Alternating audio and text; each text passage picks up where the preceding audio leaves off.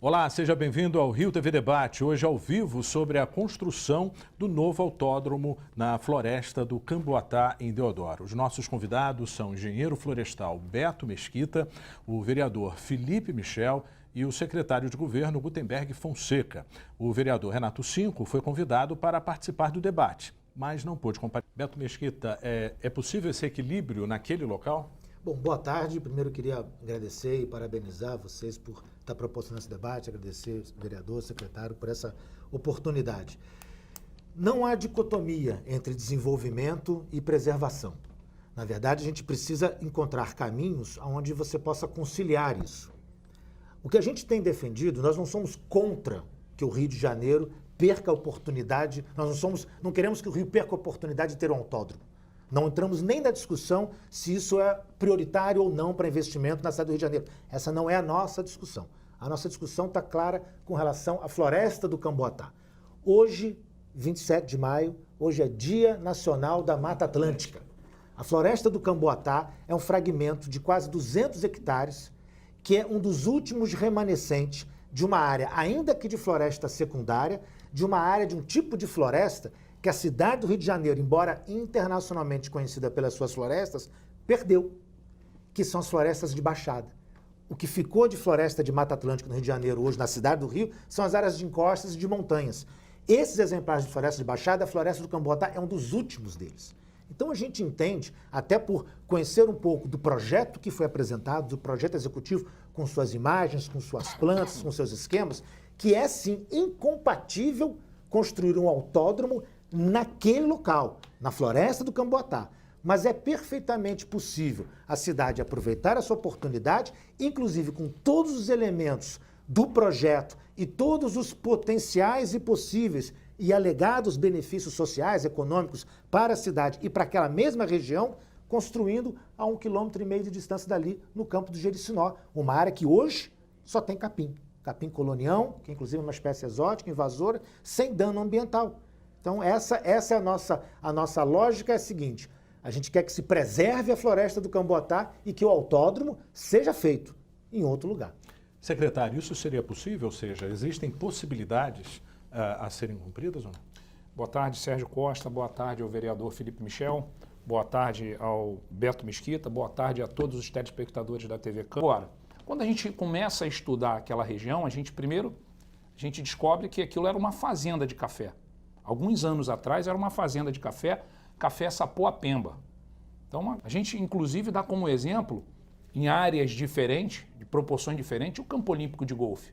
Teve manifestação popular, teve questão jurídica, a justiça quis embargar a obra, foi solicitado os peritos criminais e ambientais para que fosse até o local. Tivemos lá um laudo, se não me falha a memória, com 86 páginas, que ao término do laudo, resumidamente, diz que a população não somente estaria ganhando o único campo olímpico de golfe do mundo, mas também uma área completamente reflorestada, está lá escrito. Somos nós. O campo de golfe, Beto, tem a mesma proporção em relação ao impacto ambiental da floresta? Acho que são exemplos que não cabem. São situações completamente diferentes, tanto do ponto de vista da vegetação, quanto do ponto de vista do perfil de empreendimento.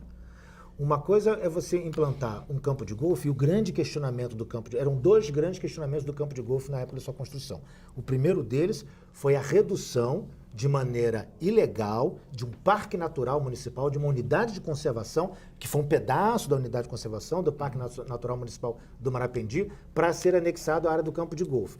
E o segundo é que naquele momento da construção do campo de golfe, e aí vamos ver que a gente tem uma inversão dos exemplos. Naquele momento da construção do campo de golfe, aquela área que 10 anos antes era uma restinga lindíssima, foi degradada pelo proprietário da área. Quando o projeto do campo de golfe veio, de fato, uma parte daquela área estava degradada. Mas o beneficiário da construção do campo de golfe foi o mesmo empreendimento privado que se beneficiou da sua degradação. Então ele se beneficiou duas vezes. A floresta do Camboatá é o contrário. E é importante esclarecer, secretário, a floresta do Camboatá não é uma área invadida por espécies exóticas. A floresta do Camboatá é um remanescente nativo de espécies da Mata Atlântica. Nós temos, o senhor citou o laudo do campo de golfe, o Jardim Botânico do Rio de Janeiro, que é uma das instituições de pesquisa mais reconhecidas e respeitadas do mundo, produziu um estudo, produziu um laudo sobre aquela área, encontrou uma quantidade, mais de 70 espécies nativas da Mata Atlântica, estimou em mais de 2.000 indivíduos arbóreos presentes naquela área, inclusive com algumas espécies ameaçadas de extinção. Então são espécies nativas. Aonde tem espécie exótica invasora é onde tem capim. E o capim colonião está no campo do Jericinó, não está na floresta do Camboatá. Qual que é o principal argumento para que o autódromo seja construído ali? Ou seja, se já foi apontada uma opção, existiriam ainda outras 4 opções, né? Pela lista, no caso... Seriam longe dali. Sim, mas Avenida Brasil, Guaratiba, Paciência, Campo dos Afonsos, já foi discutido sobre isso, não é isso? São outras possibilidades. Qual que é o principal argumento que vocês defendem para a construção justamente naquele local? Primeiro, cumprir a lei. Lá no Campo Olímpico de Golfe, e nós acompanhamos os estudos, tinha lá uma árvore, ainda tem uma árvore centenária. Se você conhece, você sabe que ali tem uma árvore centenária. E no momento da construção do Campo Olímpico de Golfe, precisava de mudar essa árvore de local. Só mudar de local. E foi feito um transplantio, que a árvore centenária está lá até hoje. Eu pergunto a você... Parte da floresta? É. Não, isso não é viável. Não? Tecnicamente, isso não é viável. A gente pode fazer transplante de árvores, isso é uma técnica usada. Isso já está... Mas isso quando são algumas árvores, alguns indivíduos. Eu faço isso em alguma arborização urbana, eu faço isso quando eu preciso de alguma remoção. Eu não transplanto, secretário, uma floresta para um outro local. Até porque não são só as árvores. Nós estamos falando da árvore, mas ali tem uma situação, por exemplo... Mas tem uma área que pode ser recuperada, ou não? Não, a área que pode ser recuperada... A área que você citou que está com vegetação exótica, ela não pode ser recuperada? Se vocês perguntarem para mim, como engenheiro florestal, o que eu prefiro no Jericinó, restaurar a floresta ou implantar não, autódromo... Não, mas você não respondeu. Eu vou dizer que restaurar. Restaurar. Ela pode ser restaurada. Então isso pode ser conversado mas nós não também, queremos autódromo. Mas nós não queremos autódromo. Se eu restaurar aquela área, eu não tenho onde colocar o autódromo, eu coloco o autódromo nela. Roberto, por falar nessas árvores centenárias, eu acho que a gente perdeu ali um link, né? Ou seja, quais são as espécies ameaçadas? Tem essa questão da transposição possível ou não, mas a gente tem ali um ecossistema, né? Ou seja, de que forma a gente teria uma ameaça com a construção do autódromo ou não, na sua avaliação? Primeiro é importante entender o seguinte, quando a gente olha o projeto executivo, quando a gente olha o desenho, inclusive, que foi feito para o autódromo, pela empresa que fez o projeto e que acabou sendo a única que apresentou uma proposta na licitação, quando a gente olha isso, fica evidente, eu nem precisaria ser engenheiro florestal para poder ver isso, mas sendo engenheiro florestal fica mais evidente ainda que grande parte, não 100%, mas a maior parte da floresta, da área florestal da área do Camboatá, seria derrubada. E por que seria derrubada? Porque no local dela vão estar pistas e construções. Onde tem pista e construção não tem floresta. Uma outra coisa que no início se falava, ainda não surgiu aqui no debate, mas talvez seja falado, é a questão dos autódromos parques da Europa. Os 3 autódromos parques que tinham na Europa estão sendo desativados. Ou seja, nós estamos indo num argumento que vai na contramão. Outros países já fizeram isso e agora voltaram atrás. Sim, mas aí tem um problema. O autódromo de Hockenheim, que ficava ao lado da Floresta Negra, está sendo desativado. Desativado por quê? Não está sendo utilizado. Não deveria. Não, porque perceberam que o impacto ambiental dos decibéis produzidos estava causando danos na fauna que se aproximava mais da área. Mas a questão esse é um ponto. A outra questão é porque, eu sempre insisto nisso, se a gente tem uma alternativa locacional, que é praticamente ao lado, que envolve os mesmos atores, e aí eu repito, secretário, a lei, o TAC, não define que seja ali na floresta do Camboatá, define que seja em Deodoro, num terreno que será cedido pelo Exército, pois o campo de Jericinó, eu volto a repetir, ele é do Exército, ele pode ser cedido à Prefeitura, ele aproveita da mesma infraestrutura da Avenida Brasil, do BRT, do trem, embora eu acho que ninguém vai para um autódromo de trem, quem frequenta o autódromo não vai de trem, mas de todos os modos ele estaria no mesmo local. Poderia se beneficiar da mesma infraestrutura sem produzir impacto ambiental. E aí, vereador, eu gosto muito do seu ponto que você coloca do autódromo sustentável. E a sustentabilidade, ela pressupõe equilíbrio. Se o autódromo for construído na floresta do Camboatá, a conta começa lá no negativo com uma probabilidade muito pequena de, por mais investimentos que se faça compensação ambiental, chegar no equilíbrio. Por outro lado, se ele for feito no Jericinó, ele pode já começar no positivo. Primeiro porque ao mudar a lógica, isso, né, na economia chamam-se o termo em inglês de business as usual, né? Se eu pretendia fazer ali e vou deixar de fazer ali, só de emissões de gás carbônico da biomassa que está ali, eu já estou contabilizando lá no alto. Vereador, existem então ganhos. questões dentro do projeto que podem ser adaptadas? Olha, com certeza.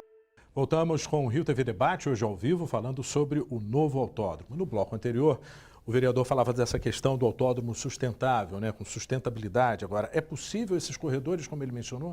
Então, eu gostei muito da ideia do vereador, quando se fala da questão dos corredores entre florestas.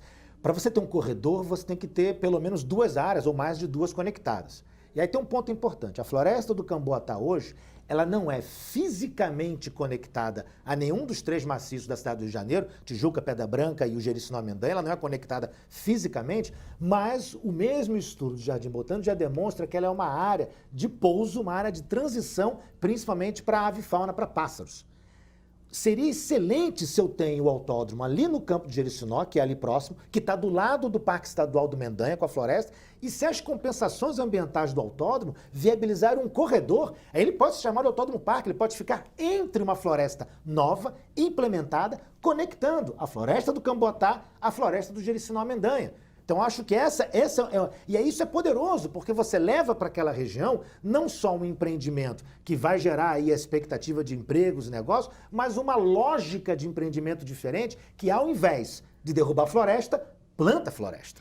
Secretário, essas possibilidades são possíveis? Aí a gente consegue adaptar e consegue acabar com esse impasse? Todas as possibilidades são possíveis. Diante de um estudo prévio, né, do impacto ambiental, a gente conseguiria ter que tipo de adaptação?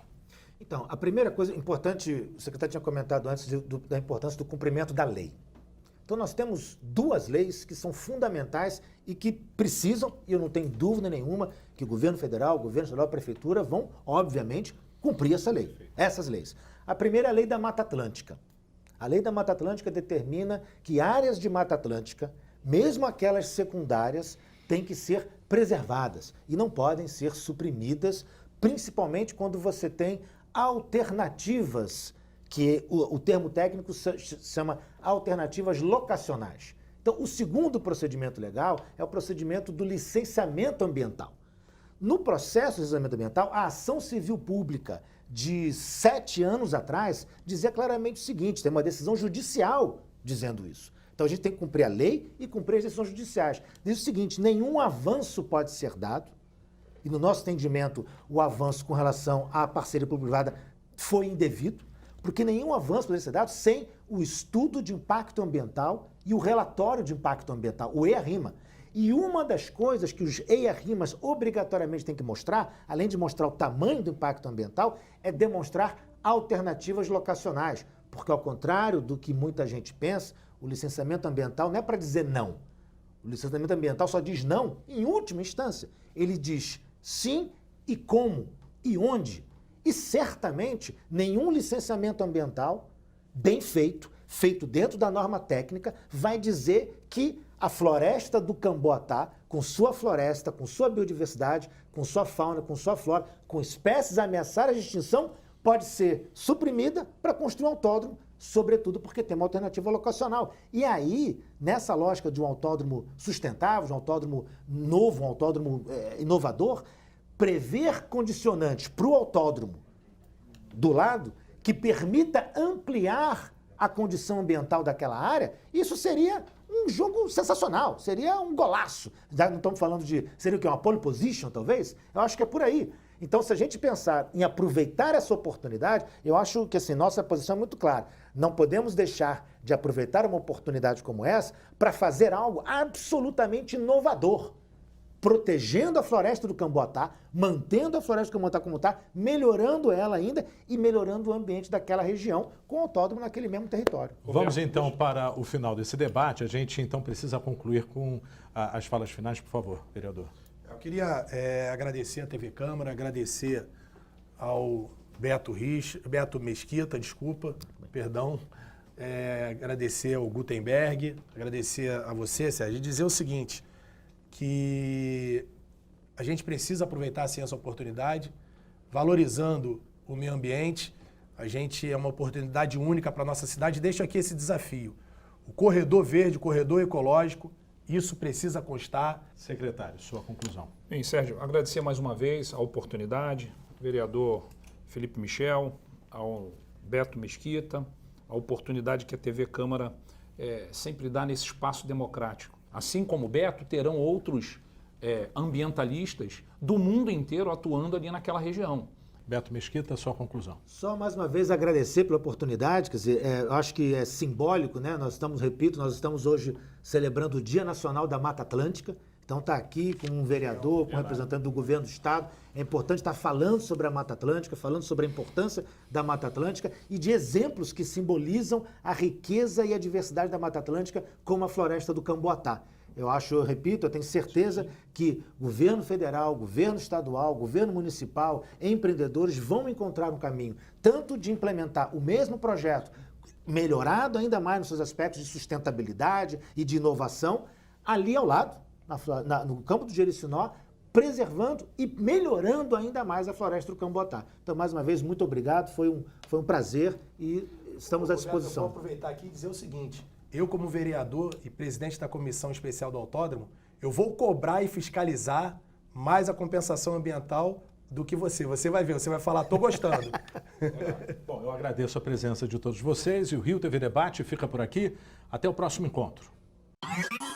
Pode compartilhar.